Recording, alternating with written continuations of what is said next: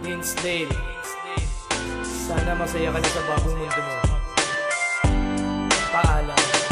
Mabilis na kilabot ang puso ang naramdaman nang makita namin sa ospital siya ay tinakpan ng puting kumot na sana ay hindi siya ang laman. Ngunit nang aking buksan, ako ay kinilabutan. Biglang nagtaasan ang balahibo kong tusok kasabay ng pagbuga. Sayosing maraming puso ang rurok ng pagpunawa ay di ko maabot. Para kung bata na ang nalala may kakarampot. Bigla na lang sumulpot, luha na ayaw mapigilan. Masakit talaga sa amin ang biglaan mong paglisan.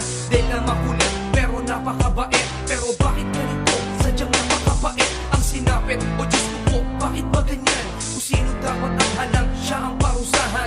Ang ulan na lamang ang magsisilbing ikaw. Sasaluhin na bawat mata, sana ay walang umagaw. Ngayon wala ka na, ika'y mananatili pa rin sa aming puso. Ang alaala mo'y aming dala-dala, kahit iba na ang iyong mundo.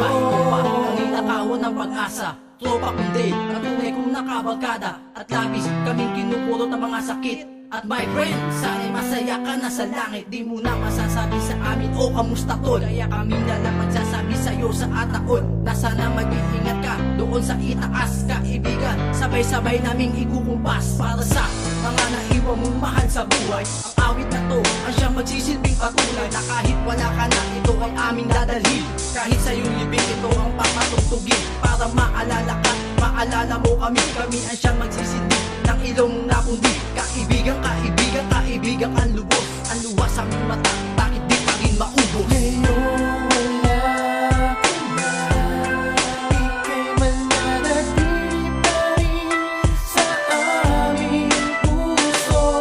Ang alaala mo'y aming dala-dala, kahit iba na ang iyong mundo. Nakababalik, buhay mong biglang binawi. Ang daming pwedeng tunin, bakit ikaw pa ang napili ng Diyos? Bakit biglang nagtapos ang ating kasiyahan na hindi ko nairaos? Nawala ka sa mundo na hindi inaasahan. Ang kuya kong kalbo, bakit mo kami iniwan? Damn, sumasawi sa isipan ko ang mga pinagsamahan at kulitan ng buhay ka pa at mga naranasan naming hirap at sakit sa tuwing kami merong problema. Nung malaman kung wala na siya, wala na di pag-asa na makakasama ko pa ang tinuring kong katoka. Una ko siyang nakasama ng inuman sa lamesa, mga trips sa kalsada at malakas na mga tawa. Di ko malilimutan